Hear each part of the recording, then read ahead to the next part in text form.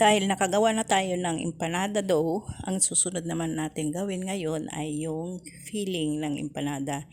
Ang sangkap ay yung manok, carrots, patatas, cheese, pasas, at yung bawang sibuyas.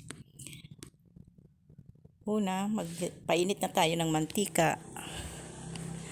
Magigisa na tayo. Ang una nating igigisa ay yung sibuyas kasi hindi ito madaling masunog, hindi katulad ng bawang.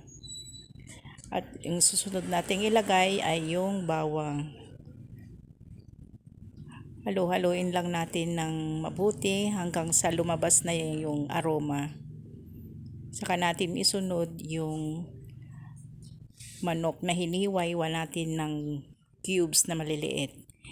Ito pala ay yung chicken breast. Igisa-gisa lang natin ito guys hanggang sa matuyo siya. At pagkatapos matuyo, lagyan na rin natin ang mga condiment. Kung sakaling hindi ka pa nakapag-subscribe sa aking YouTube channel, Estrella Vlog, mangyari mag-subscribe ka na para updated ka palagi sa aking mga ina-upload. At kung nagustuhan mo naman ang aking video, pakipasuan naman at i-share para makita rin ng iba. Yan guys, lagyan na natin ng condiment na seasoning granules, saka yung pamintang durog, tapos oyster sauce. Yung paminta guys, yung durog na durog, yung pino, tawag nila doon pino.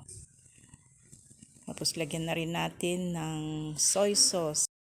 Chicken empanada ang lulutuin natin guys kasi mayroon ako dito kasama sa bahay na ayaw kumain ng karne, ng baboy, kaya chicken na lang ang ginawa ko.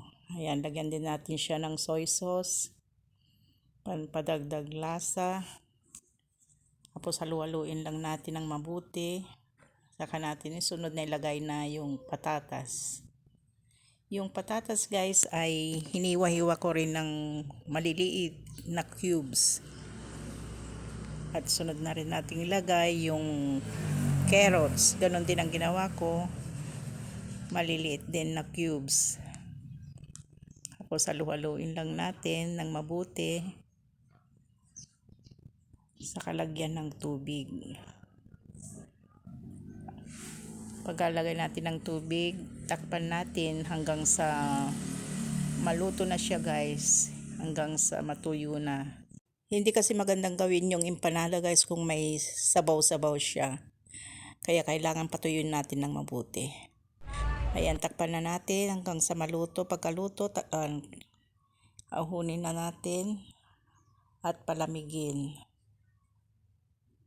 Ayan guys, ganyan katuyo oh. Dapat wala siyang kasabaw-sabaw.